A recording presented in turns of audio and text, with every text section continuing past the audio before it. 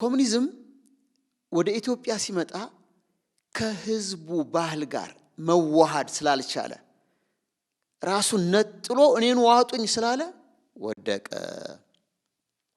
ክርስትና በምድረ ፍልስጤም እስራኤል ላይ ተወልዶ በኢትዮጵያ የብሉይ ኪዳን አምልኮ ላይ ሲቀጥል ወይም ደግሞ ያ ተጽዕኖ የሚፈልገውንም ውጤት አያመጣም። የሰውንም ደግሞ ስነ ልቡና በመሃል ላይ የነበረውን እምነትና ማህበራዊ እሴት ተጋፍቶ በመካከል ላይ ነው የሚያስቀረው እና ለውጥ ለሚያመጡ ሰዎችም ቢሆን ራሱ አይጠቅማቸውም እንዲህ አይነቱ ነገር። ስለዚህ አመራር የሽብሯን በቅሎ የ20 ብር ግላስ ገደላት። ታሪኩ ምንድነው? ሰውየው በጣም ኃይለኛ በቅሎ ነበረችው። ድሮ አንድ በቅሎ 1000 ብር ማለት ቀላል ብር አይደለም። 2-3 ቤት መግዛት የሚችል ብር ነው። በአፍሪካ በአብዛኛው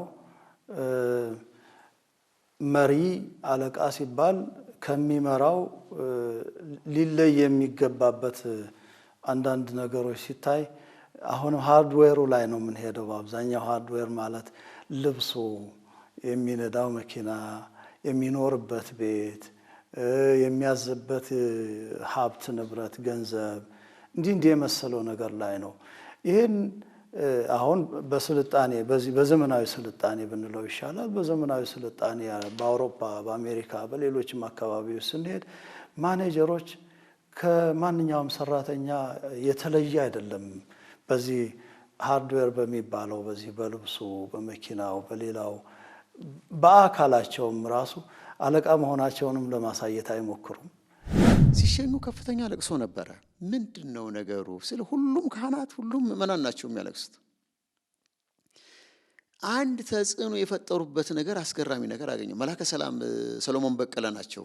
ካህናትን ሰብስበው ከዛሬ ጀምሮ እኚህ አለቃ የኔ ሀገር ሰው ናቸው ብሎ ሳያውቅ የሚያወራ ሰው ቢኖር አግጄ ለሀገረ ስብከት አሳውቃለሁ።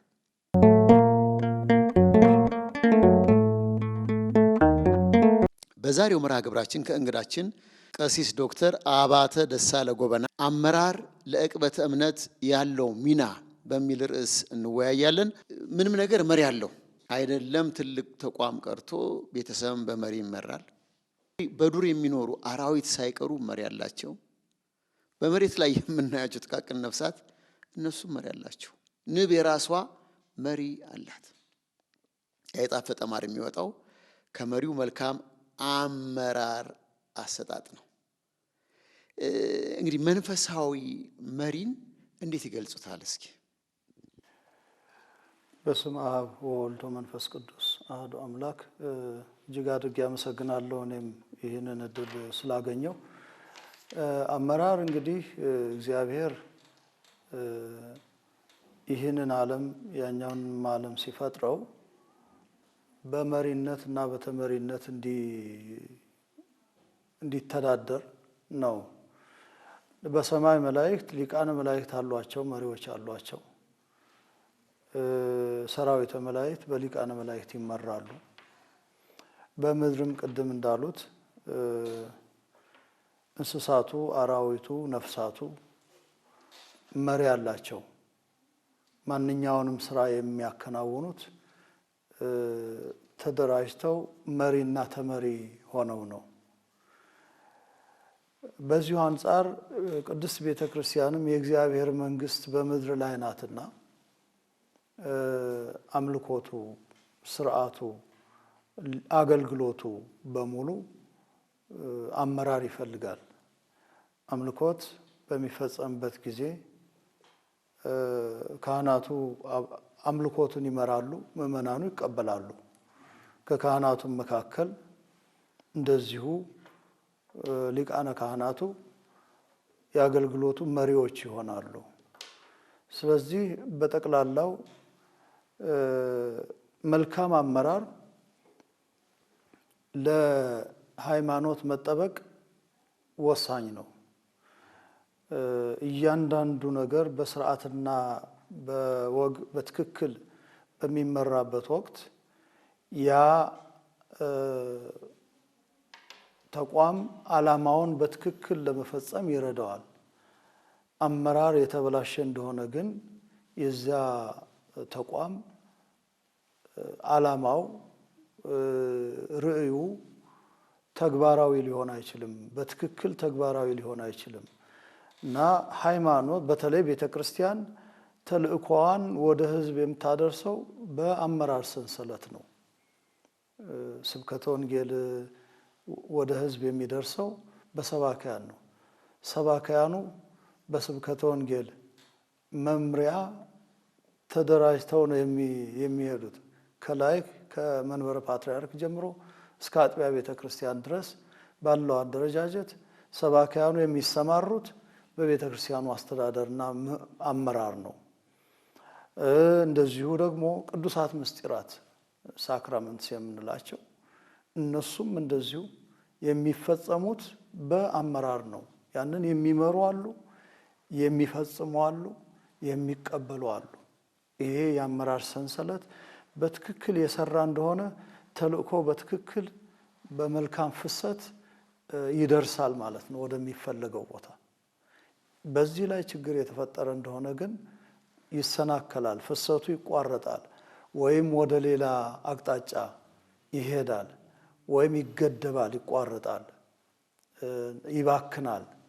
እንደዚህ ባለ ሁኔታ ነው። ስለዚህ አመራር ማለት ልክ እንደ ወንዝ ፍሰት ማለት ነው። ወንዝ ፈሶ ወደሚደርስበት በመስኖ ተጠልፎ ወደሚደርስበት እርሻ እስከሚደርስ ድረስ በትክክል ጥቅም ላይ የዋለ እንደሆነ መልካም ይሆናል። ያልሆነ እንደሆነ ግን መሬት በልቶት ይቀራል፣ ሰርጎ ይቀራል፣ ወይም ደግሞ ፀሐይ አቃጥሎ ተኖ ይቀራል ማለት ነው። እና አመራር ለቤተ ክርስቲያን እጅግ በጣም ወሳኝ ነው። መልካም። እንግዲህ መሪ ሲባል ዓለም አቀፍ መርህ አለው። የአመራር ትምህርት አለ፣ የአስተዳደር ትምህርት አለ። ማንኛውም መሪ ያን መሰረታዊ ነገሮችን ሊጋራ ይችላል ከእምነቱ አስተሳሰብ ጋር እስካልተቃወመ ድረስ። ይሄ እንዳለ ሆኖ መንፈሳዊ መሪ ማንን ምሳሌ አድርጎ ነው የሚመራው? ምሳሌው ማን ነው ለመንፈሳዊ መሪ ለራሱ? እንግዲህ መንፈሳዊ መሪ በብሉይ ኪዳን ዘመን የነበሩ መሪዎች ቀደምት አበው፣ ከዛም በኋላ መሳፍንት፣ ከዛም በኋላ ነቢያት፣ እንደዚህ በየጊዜው የተነሱ መሪዎች እግዚአብሔር በቃል ያነጋግራቸዋል። እንዴት መምራት እንዴት መኖር እንዳለባቸው ይነግራቸዋል። ለሕዝቤም ይህን ንገሩ፣ ይህንን እንዲያደርጉ ንገሩ፣ ይህንን እንዳያደርጉ አስጠንቅቁ እያለ ይነግራቸዋል። በዛ መሰረት የእግዚአብሔር ቃል ወደ እኔ እንዲህ ሲል መጣ ብለው የተሰጣቸውን አመራር ተቀብለው ለሕዝቡም ያንን ያስተላልፋሉ። በዛው አይነት እነሱም ይኖራሉ። መንፈሳዊ መሪ ለየት የሚያደርገው ነገር የሚናገረውን መኖር አለበት። ለሌላው የሚሰጠውን ትእዛዝ እሱም እየፈጸመው ነው። ጹሙ ሲል እሱም ይጾማል፣ ጸልዩ ሲል እሱም ይጸልያል። ለምሳሌ ነቢዩ ዮናስ አመራር ተሰጥቶታል። ሰብአ ነነዌ ከጥፋት እንዲድኑ ተልእኮ ተሰጥቶታል። ያን ተልእኮ ለመፈጸም ሲሄድ በውስጥ ያለፉ ነገሮች እንዳሉ ሆነው ነነዌ ሲደርስ ያንን አዋጅ ተናግሮ ዝም አላለም። ጹሙ፣ ያልጾማችሁ ያልጸለያችሁ እንደሆነ ነነዌ በ3 ቀን ውስጥ ትጠፋለች ብሏቸዋል። ነገር ግን ያንን እሱ አብሮ ይጾም ነበረ፣ አብሮ ይጸልይ ነበረ እና በዚህ የተነሳ ተልእኮው ሊደርስ ችሏል ማለት ነው። እና ሌሎቹም በሙሉ እንደዚህ ነው። በሐዲስ ኪዳን የመጣን እንደሆነ አገልጋዮች በሙሉ የመሪያቸው አርአያ የሚያደርጉት መሪያቸው ክርስቶስ ነው። ክርስቶስ እንደ አምላክነቱ ባለበት በዙፋን ሆኖ ቢያዝ ይፈጸምለታል፣ ይከናወንለታል። ወደዚህ ምድር መምጣቱ በራሱ አርአያነት ሊያሳይ የፈለገው አርአያነት አለ፣ የመሪነት አርአያነት አለ። ሲመጣ በትህትና በጎለ እንስሳ ተጥሎ በጨርቅ ተጠቅልሎ በትህትና ነው ሰው ሆኖ የተወለደው።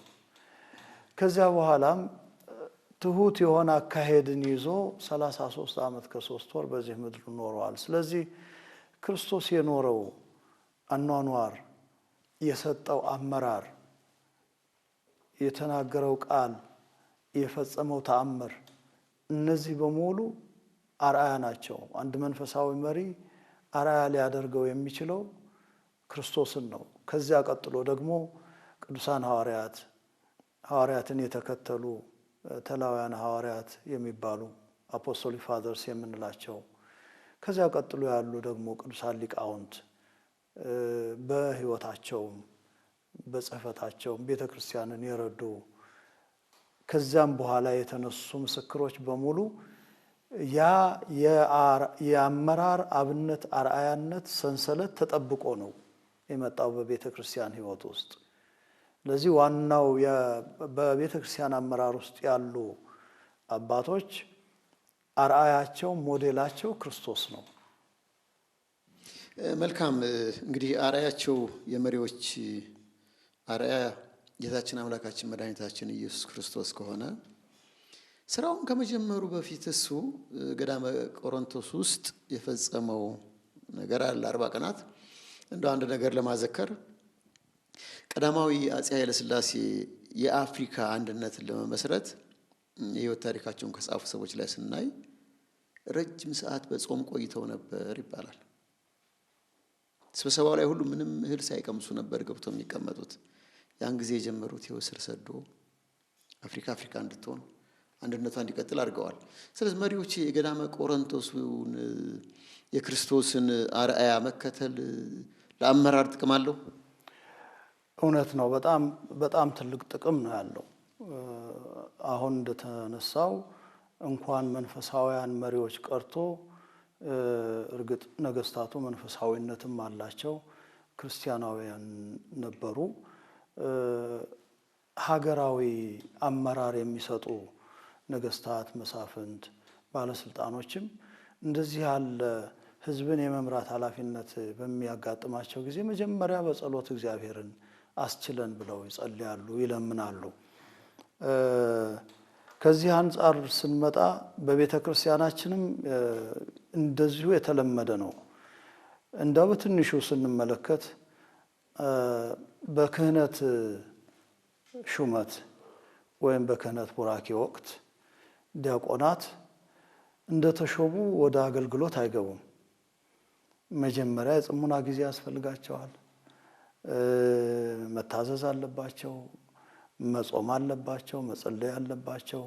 ከዛ በኋላ ምስጢር ያያሉ። እንግዲህ 40 ቀን ሊሆን ይችላል፣ ወይም የተወሰኑ ሱባኤያት ሊሆኑ ይችላሉ። እንደየአገልግሎቱ አስገዳጅነት እንደነሱ ደግሞ የመብቃት ሂደት ወይም ደግሞ አመራር እንደሚሰጧቸው አባቶቻቸው ትእዛዝና መመሪያ ጊዜው ሊረዝምም ሊያጥርም ይችላል እንጂ ግን ሰው እንደተሾመ ለተሾመበት ነገር እለቱን አይውልም። እንደዚሁ በዚሁ አንጻር ቀሳውስትም ሲሾሙ እንደዚሁ ነው። በተለይ ብፁዓን አባቶች ደግሞ በሚሾሙበት ጊዜ ወደ ገዳም ይሄዳሉ። በትንሹ 40 ቀን ወደ ገዳም ሄደው ጸሎት አድርገው ነው ተመልሰው፣ ምክንያቱም የሕዝብ እረኛ ሊሆኑ ነው። ክርስቶስን አብነት አድርገው እነሱ መሪዎች ሊሆኑ ነው። ስለዚህ በዚህ የተነሳ አብ እንደላከኝ እኔ እልካቸዋለሁ ብሎ ቅዱሳን ሐዋርያት እንደላካቸው እንደዚሁ እነሱም ሊላኩ ነው ለተሻለ ለተለየ ተልእኮ። ስለዚህ አንድ ሰው ካለበት ተልእኮ ወደ ተለየ ተልእኮ በተመረጠ ቁጥር ሁልጊዜ ስራውን በጾም በጸሎት እንዲጀምር ያስፈልጋል እና ጾም ሐዋርያት ለምሳሌ በቤተ ክርስቲያን ትውፊት እንደምንረዳው ጾም ሐዋርያት ቅዱሳን ሐዋርያት ዓለምን ዕፃ በዕፃ ተከፋፍለው ወንጌልን ለማስተማር ለስምሪት ከመዘጋጀታቸው ከመሄዳቸው በፊት የጸለዩት የጾሙት ጾም ነው ብለን ነው የምንጾመው። ጾመ ነቢያትም የክርስቶስን የልደቱን ምስጢር ለመቀበል ዝግጁ ለመሆን ነው የምንጾመው። ግን ነቢያት ለዚህ ምስጢር መምጣት አስቀድመው የጾሙት ጾም እንደሆነ እናያለንና በጾም በጸሎት መዘጋጀት፣ እግዚአብሔርን መጠየቅ፣ ያ ኃላፊነት የሚጠይቀው ብዙ ከባድ ነገር እንዳለ አውቆ ለዚያ የስነ ልቡና ዝግጅት ማድረግ በቤተ ክርስቲያን ሕይወት ውስጥ የተለመደ ነገር ነው፣ መሆንም ያለበት ነው።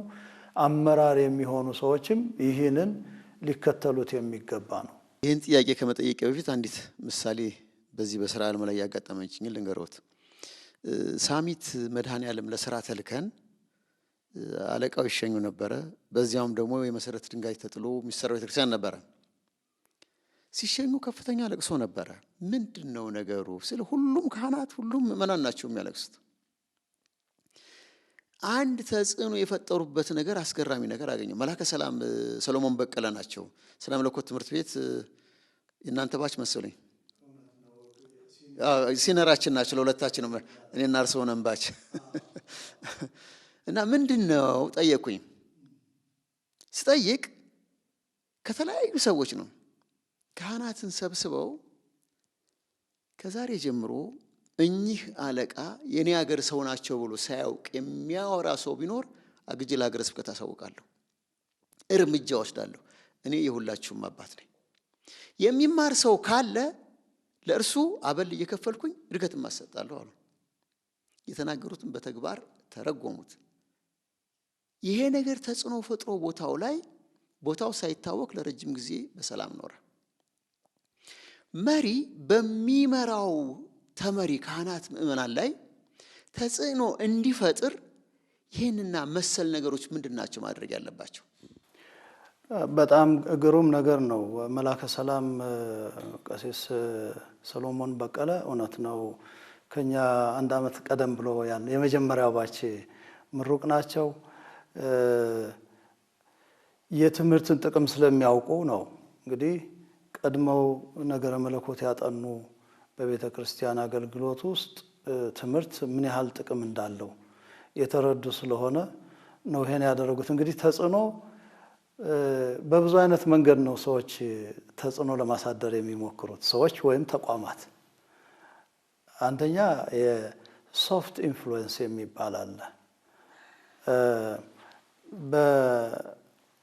በሰውየው ወይም ያ ስብስብ ወይም ያ ክፍል በቀላሉ በራሱ ጊዜ እንዲረዳው አድርግ አታድርግ ሳይባል ራሱ ተረድቶት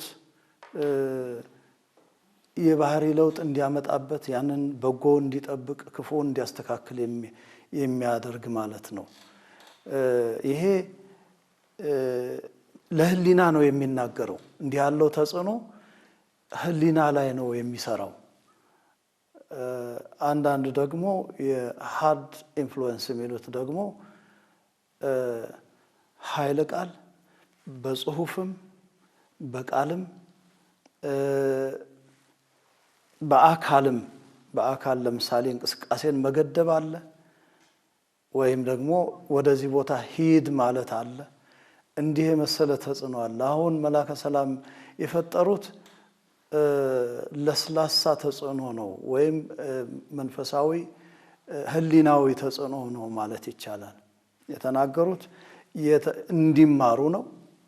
እንደገና ደግሞ በተለይ አሁን ያለው ችግር ደግሞ እገሌ የሚባል ልዩነት፣ የጎሳ ልዩነት ያ እንዳይኖር አስቀድመው ለሁሉም እኩል ተናገሩ። አመራር ደግሞ መናገር ብቻ አይደለም። አንደኛ የተመረጠ ነገር እንደዚህ መናገር በጣም ወሳኝ ነገር ነው። ከመናገር ጋር ደግሞ በስራ ላይ መዋል ደግሞ እሱ ደግሞ ትልቅ ነገር ነው። ስለዚህ መጀመሪያ ተናገሩ፣ ከዛ ወደ ስራ ፈጸሙት። ሌላው ደግሞ ለሰሚዎቹ ህሊናቸው ውስጥ እንዲገባ ነው ያደረጉት እንጂ በጽሁፍ ወይም በኃይለ ቃል ወይም በአካል በመገደብ ወይም በማስገደድ የተደረገ ተጽዕኖ አይደለም። እና እንዲህ ያለው መልካም ነው። ክርስቶስ ጌታችን ኢየሱስ ክርስቶስም ያደረገው ይሄ ነው። እግር አጠበ፣ በጸሎተ ሐሙስ የቅዱሳን ሐዋርያትን እግራቸውን አጠበ። ያደረኩትን ታውቃላችሁ ነው ያላቸው። እና በዛ ውስጥ የለም መታጠብ የለብኝም ብሎ ነበረ ቅዱስ ጴጥሮስ። ግን ያ ሊሰራው የሚገባው እንደሆነ ሊነግረው ይሄ መሆን ግድ አለበት መታጠብ አለብህ አለው። ከዛ በኋላ ግን ያደረኩትን አውቃችኋል እናንተም እንዲሁ አድርጉ። ስለዚህ አመራር የሆነ ሰው መጀመሪያ በቃሉ ከዚያ በኋላ በተግባሩ ሶፍት የሆነ ኢንፍሉዌንስ እንዲያሳድር፣ ህሊናን እንዲናገር፣ ህሊናን እንዲገዛ፣ በህሊና ላይ ተጽዕኖ እንዲያመጣ አድርጎ ሲናገረውና ሲሰራው ከዚያ በኋላ የህይወት ዘመን መመሪያ ሆኖ ይቀራል። የሚያስታውስ አንቀጽና ቁጥር ያ አያስፈልገውም። ለዛ ሰው የወረቀት ህግ አያስፈልገውም። ወይም ደግሞ በግድግዳ ላይ የተለጠፈ የሥነ ምግባር ህግ ወይም እንዲህ ያለ ህግ እየተባለ ሊነገረው አይችልም። በህሊናው ተጽዕኖ ያሳደረ ሰው ማለት ነው። ስለዚህ አመራሮች እንዲህ ያለውን በትህትና የመምራት ለህሊና የመናገር ህሊናን ተጽዕኖ በህሊና ላይ ተጽዕኖ የማሳደር የተናገሩትን የመሆን ምሳሌ ቢሆኑ በጣም የተዋጣለት አመራር ይሆናል። መልካም። እንግዲህ ያው መቼስ መሪ በተመሪዎቹ ላይ ተጽዕኖ ለማሳደር መናገር መሆን እንጂ እንደዚህ እንደ ዘመናዊው ማኔጅመንት ማናጀሩ ከሌላው ሰራተኛ በአለባበስ ከበር ብሎ ኮቱ ከረባቱ አምሮ መኪናው ጸርቶ በዚህ ተጽዕኖ መፍጠሩ በዚህ በእግዚአብሔር ቤት ውስጥ ብዙም ቦታ ያለውም ነው። እውነት ነው አይደለም? በእግዚአብሔር ቤት በእውነት እንግዲህ በዚህ በእኛ ሀገር እና ወይም ደግሞ በአፍሪካ በአብዛኛው መሪ አለቃ ሲባል ከሚመራው ሊለይ የሚገባበት አንዳንድ ነገሮች ሲታይ አሁንም ሃርድዌሩ ላይ ነው የምንሄደው። በአብዛኛው ሃርድዌር ማለት ልብሱ፣ የሚነዳው መኪና፣ የሚኖርበት ቤት፣ የሚያዝበት ሀብት ንብረት፣ ገንዘብ እንዲህ የመሰለው ነገር ላይ ነው። ይህን አሁን በስልጣኔ በዚህ በዘመናዊ ስልጣኔ ብንለው ይሻላል። በዘመናዊ ስልጣኔ በአውሮፓ፣ በአሜሪካ፣ በሌሎችም አካባቢዎች ስንሄድ ማኔጀሮች ከማንኛውም ሰራተኛ የተለየ አይደለም።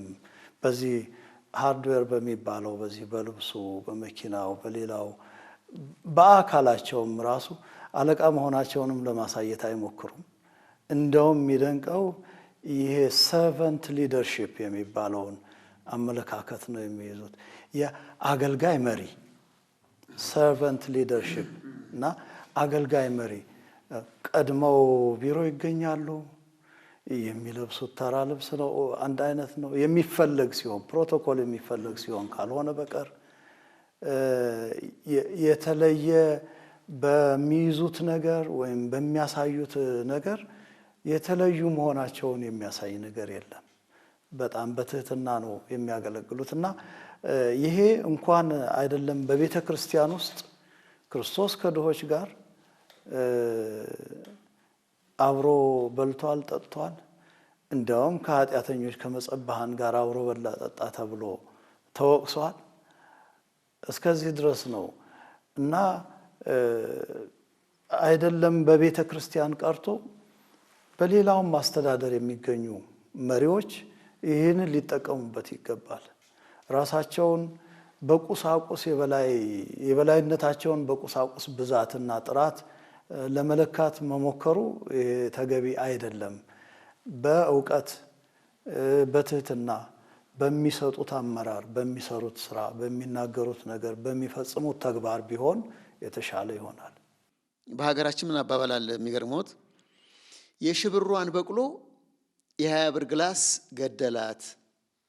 ታሪኩ ምንድነው? ሰውየው በጣም ኃይለኛ በቅሎ ነበረችው። ድሮ አንድ በቅሎ 1000 ብር ማለት ቀላል ብር አይደለም። 2-3 ቤት መግዛት የሚችል ብር ነው። ወደ ገበያ በቅሎ ሊሸጡ ሲወስዱ በደንብ አድርገው ጭነው ዕቃቸውን አሳምረው ነው። እና ሰውዬ እኔ በቅሎ ደግሞ ይሄን ያህል ማሰማመር ምን አስፈልጋት ማንነቷ በቂ ነው ብሎ ይዞ ወጣ። ሰውም ሳይጠይቀው ይዟት ተመለሰ። ዝም ብሎ 20 ብር ግላስ ጫን አድርጉበት ለው ላይ ጎረቤቱ እንዴ ልሸጥ ሄደህ ይችን የመሰለች በቅሎ እንዴት ሳሸጥ መጣ? የሽብሯን በቅሎ የ20 ብር ግላስ ገደላት። በሰውየው ውስጥ ካለው መልካም አመለካከትና ዕውቀት ይልቅ ልብስ ነው እየገዛ ያለው።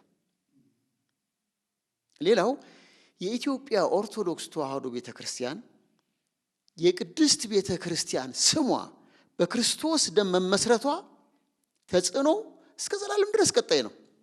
አንድ ጥናት ያቀረበ ሰው አላስታውስም በቅርብ መምህር ዳንኤል ሰይፈ ሚካኤል ሊሆን ይችላል። እሱ ከሱ ነው የሰማሁት። ኮሙኒዝም ወደ ኢትዮጵያ ሲመጣ ከህዝቡ ባህል ጋር መዋሃድ ስላልቻለ ራሱን ነጥሎ እኔን ዋጡኝ ስላለ ወደቀ። ክርስትና በምድረ ፍልስጤም እስራኤል ላይ ተወልዶ በኢትዮጵያ የብሉይ ኪዳን አምልኮ ላይ ሲቀጥል ኮንቴክስቹዋላይዝድ ሆኗል። ከባህላችን ጋር ተስማምቷል። ሰንበቴ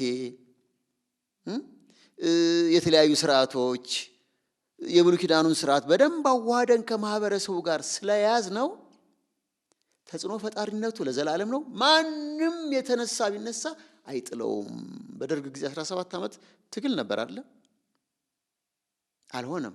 ምንድነው ቤተክርስቲያን በቤተክርስቲያንነቷ ተጽዕኖ ፈጣሪ ነች። ህንጻዋ፣ ጉልላቷ ትልቅም ይሁን ትንሽ ሳሚት መድኃኔዓለም ከመስራቾቹ አንዱ መላከ ገነት ተስፋ ፍስሐ ናቸው። መላከ ገነት ተስፋ ፍስሐ በቆርቆሮ ጎጆ ሰርተው ባንዲራ ሰቅለውባታል። ከላዋ ላይ መስቀል አለ። አንድ ባለሀብት ድንጋይ ገዝተው እዚያ አካባቢ ፎቅ ይሰራሉ። ሲያልፉ ምንድነው ይሄ ነገር ሳልፋ ያለው መድኃኔዓለም ቤተክርስቲያን ነው። ወዲያው ሄዶ ባለቤታቸው ጋር ተነጋግረው መድኃኔዓለም ያለበትን ቤት ነይ እዩ፣ እኛ ደግሞ ምን ሰራውን ፎቅ ይሄ የአውሮፓ የቅድስና ዘመን የሚሉት ፎቅ ሲሰሩ ከህንጻ ቤተክርስቲያኑ በታች ዝቅ አድርገው ነበር በወቅቱ። ዛሬ ሌላ ቢሆንም እና አለችው እሱን እናስቀድም ይቅደም። ምን ነው ቤተክርስቲያን ምን ያህል ተጽዕኖ ፈጣሪ እንደሆነች ተነጋገሩ። ያ ቤተክርስቲያን ተሰራ። ዛሬ የብዙ ሺህ ምዕመናን መገልገያ ሆነ። የኢትዮጵያ ኦርቶዶክስ ተዋሕዶ ቤተክርስቲያን ስሟ፣ ገረገራዋ፣ ህንጻዋ፣ አርማዋ ተጽዕኖ ፈጣሪ ነው። መሪዎቹስ በዚያ ልክ ተጽዕኖ ፈጣሪዎች ነን ነው? ያሁን የምንመራቸው ሰዎች ለእኛ ያላቸው ምላሽ ምንድነው? ምላሻቸው ጥሩ ካልሆነ እንዴት እናስተካክል? በምን መንገድ እንመካከር? መልካም ነገር ነው። በሀገራችን የሚመጡ ለውጦች ሁልጊዜ ቤተክርስቲያንን በመልካም ይሁን በክፉ ተጽዕኖ ያሳድራሉ። ለምን? ቤተክርስቲያኗ በሀገሪቷ ውስጥ ብዙ ስራ ስለሰራች ማለት ነው። ለረጅም ዘመን የባህል፣ የስነ ጽሁፍ፣ የስነ ምግባር፣ የስነ መንግስት የዚህ ሁሉ ስራ ብቸኛ ሰሪ ነች ባይባልም አብዛኛውን በመስራትና በመምራት ቤተክርስቲያኗ ትልቅ ድርሻ አላት። በዚህ የተነሳ በክፉ መንገድ የሚመጣ ለውጥ ክፉ ተጽዕኖ ይኖረዋል። በበጎ መንገድ የሚመጣ ለውጥ በጎ ተጽዕኖ ይኖረዋል እና ብዙ ጊዜ የሚመጡ ነገሮች ካለው መሬት ላይ ካለው ነባራዊ ሁኔታ ጋር የተጣጣመ ወይም የተገናዘበ ሲሆን አብሮ ነው የሚያድገው። ለምሳሌ የብሉይ ኪዳን እምነት መጀመሪያ በመልእክተኛ በኩል ነው የመጣው። ነጋዴው መልእክተኛው ዜና እስራኤልን፣ ዜና አይሁድን አምጥቶ ለቤተ መንግስት ተናገረ። ንግስቲቱ ወደ እስራኤል ሄዳ የሰማችውን አየች።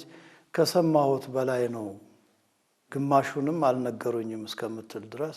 ከዚያ በኋላ በበጎ ፈቃድ መጣ። ሲመጣ በኃይል ተጽዕኖ ፈጥሮ ሳይሆን የመጣው ተጣጥሞ ነው።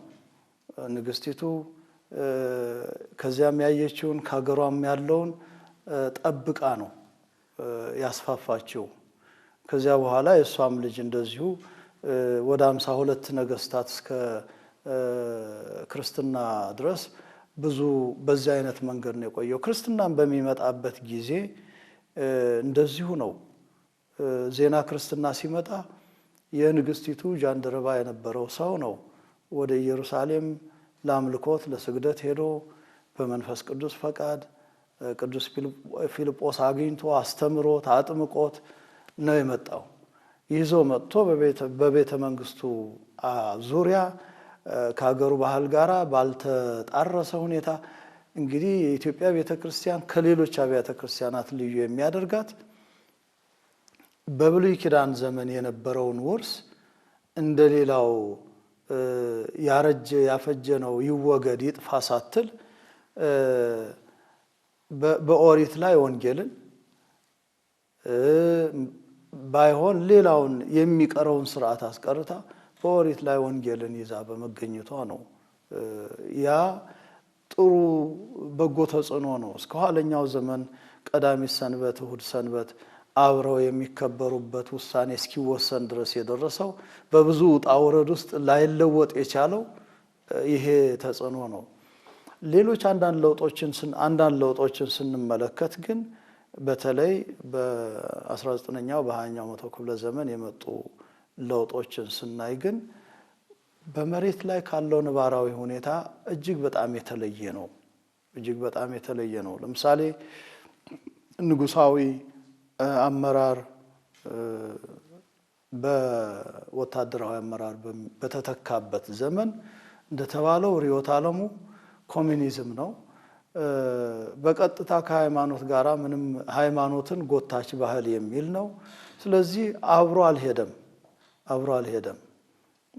እንደዚሁ ደግሞ ሴኩላሪስቲክ የሆነ ከዚያም ቀጥሎ ከወታደራዊ አመራር በኋላም ደግሞ ይሄ በቋንቋንና ጎሳን መሰረት ያደረገው እንደገና በጣም ደግሞ ዓለማዊነትን ብቻ የተከተለ ማህበራዊነትን ዝቅ አድርጎ የሚመለከት አይነት ለውጥና ስልጣኔ ሲመጣ ወደ ህብረተሰቡ በቀላሉ ሊገባ ያልቻለው በዛ ምክንያት ነው። በተጽዕኖ መቼም የተወሰነ ነገር ማድረግ ይቻላል፣ ግን ሰው እየመረረው ነው እና የሆነ ምክንያት ሲያገኝ ተመልሶ ወደዛ ማህበራዊነቱ ወደዛ ሃይማኖታዊነቱ ይመለሳል። ወይም ደግሞ ያ ተጽዕኖ የሚፈልገውንም ውጤት አያመጣም። የሰውንም ደግሞ ስነ ልቡና በመሃል ላይ የነበረውን እምነትና ማህበራዊ እሴት ተጋፍቶ በመካከል ላይ ነው የሚያስቀረው እና ለውጥ ለሚያመጡ ሰዎችም ቢሆን ራሱ አይጠቅማቸውም እንዲህ አይነቱ ነገር። ስለዚህ አመራር ምን ጊዜም ቢሆን መጀመሪያ ማየት የሚገባው የሚመራው ማንን ነው፣ የሚመራቸው ሰዎች ምን ባህል አላቸው፣ ምን እምነት አላቸው፣ ምን እሴት አላቸው። ምክንያቱም እነሱ ናቸው የሚሰሩት። አመራሩ መምራት ነው። አመራር ደረጃ አለው። በየደረጃው የመጀመሪያ የበላይ አመራር ይኖራል። ያ አመራር ተመሪም ነው። መቼም መሪ ብቻ የሆነ መሪ የለም በምድር ላይ። የሁሉ መሪ ክርስቶስ ነው በቤተ ክርስቲያን አንጻር ስንመጣ። ስለዚህ ያ አመራር ቀና ብሎ መሪውን ማየት አለበት፣ መታዘዝ አለበት። ታዞ ነው የሚያዘው። ከዚያ ቀጥሎ ደግሞ ወደ ታች ላሉት ይመራል። እነሱ ደግሞ ለአንዱ ይመራሉ፣ ሌሎችን ይመራሉ። እንዲህ እያለ ነው ሰንሰለቱ ተጠብቆ መውረድ ያለበት። ስለዚህ ያ አመራር የሚመራቸውን ሰዎች እምነታቸውን፣ ባህላቸውን፣ እሴታቸውን ማየትና ከዚያ ጋራ የሚስማማ ኮምፓቲብል ይሉታል አውሮፓውያን፣ የሚስማማ የሚሰናሰል የሚቀራረብ ነው መሆን ያለበት። ያ ሲሆን ወደሚፈለገው መድረስ ይቻላል። መልካም። መሪ እንግዲህ ያው የሚመራውን ህዝብ ባህል ስርዓቱን አውቆ ተናግሮ በመሆን ተጽዕኖን ይፈጥራል። ለሱም መሪ ያለበት እግዚአብሔር ነው። እሱም ምሳሌ አድርጎ ይጓዝ ነው የሚሉን። ሌላው በኢትዮጵያ ኦርቶዶክስ ተዋሕዶ ቤተክርስቲያን ብዙ ምሳሌ የምናረጋቸው የምናነሳቸው አባቶች ከቁጥር በላይ ካህናት ከቁጥር በላይ ሊቃነ ጳጳሳት ከቁጥር በላይ አሉ። እስከሚያስታውሷቸው ከሰሟቸው ሲነ የብፁዕ ቅዱስ አቡነ ባስልዮስን ተጽዕኖ ፈጣሪነት ጣል አድርገን ብንሄድ ትምህርት ይሰጣል። እንግዲህ ብፁዓን ቅዱሳን አባቶቻችን ያው እያንዳንዱ መሪ ሁሉም አይነት ኳሊቲ ወይም ሁሉም አይነት ክህሎት እንዲኖረው አይጠበቅም። ሰው ነውና በአንዱ ነገር በጣም ጠንካራ ይሆናል። ሌላውን ደግሞ ተመሪዎቹ ናቸው የሚሞሉትና ያው አመራር ሲባል አንድ ሰው የማይፈጽመው ስለሆነ ነው። አንዱ መሪ ሌላው ተመሪ ከዚያ በታች ደግሞ መሪ ሆነው ደግሞ ተመሪ ሆነው ለሌላው መሪ የሆነ በሰንሰለት የሚሄድ እየሰፋ የሚሄድ ፒራሚድል ስለሆነ በዛ አይነት ነው። ብፁዕ ቅዱስ አቡነ ባስልዮስ እንግዲህ ከዝክረ ነገራቸው ከታሪካቸው እንደሰማ ነው ከሆነ ነገሮችን አፈጻጸም የመከታተል የሞኒተሪ ኳሊቲ ነበራቸው ይባላል። ለምን አንድ ጉዳይ መቼ ባቤቱታ ቀረበ፣ በመቼ ተፈጸመ፣ በማን ተፈጸመ፣ እንዴት ተፈጸመ የሚል አጠቃላይ ሪፖርት ዘገባ እንዲቀርብላቸው ያዙ ነበር ይባላል። እንዲህ ያለ ማሰራር ነበር ይባላል። ይሄ ሞኒተሪ ነው። አንድን ስራ ስሩት ብሎ ለቆ ትቶ መተው ክፍት ማድረግ ነው። አመራርና የማኔጅመንት ምን ጊዜም ቢሆን ሉፕ ይባላል። ዝግ ነው መሆን ያለበት። ተፈቶ አይተውም እና ተመልሶ መምጣት አለበት። ከእቅድ ይነሳል፣ አፈጻጸም አለ፣ ክትትል አለ፣ መጨረሻ ደግሞ ግምገማ አለ እና ይታቀዳል፣ ይሰራል፣ ክትትል ይደረግበታል። የስራው አፈጻጸሙ መጨረሻ ላይ ግምገማ ይደረግበታል። እዚያ በኋላ ያ ነገር ተፈጸመ አልተፈጸመ ይታይና የጎደለው ካለ ይሞላል። በመልካም ከተሰራ ለሌላው ስራ መነሻ ይሆናል። ለሌላው ስራ ለእቅድ መነሻ ይሆናል ማለት ነውና አሁን እሳቸውም እንዲህ አይነቱን ክትትል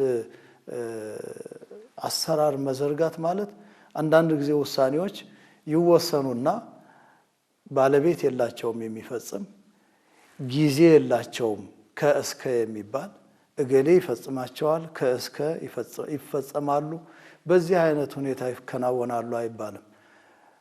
ከተወሰነ ዓመት በኋላ እንደገና ያው ችግር ሆኖ ይነሳል።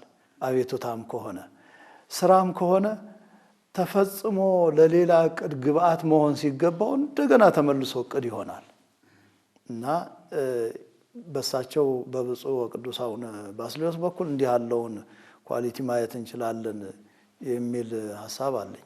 የሚገርም ነው። እዚህ እሳቸው ጋር የሰሩ አባቶች አሁንም አሉ እና የነገሩን እርሱ ያሉትን ታሪክ ነው። አመራሩን በክፍል አስቀምጠው አንድ ባለ ጉዳይ መጥቶ በምን ያህል ጊዜ ጉዳዩ አለቀለት፣ መረጃ በትክክል እንዴት አጣራችሁ፣ የፍርድ አሰጣጡ ትክክለኛነት፣ ይህ ሁሉ ይታይ ነበር።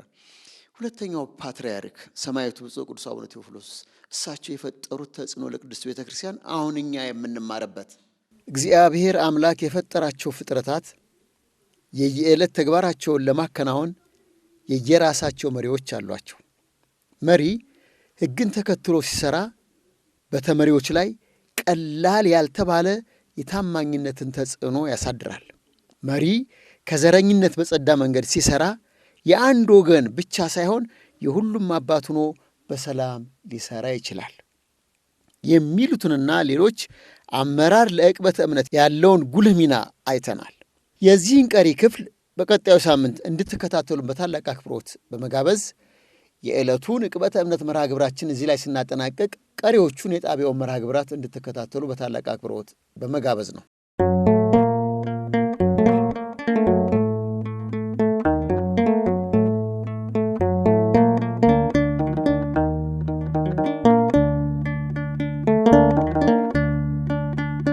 ነው።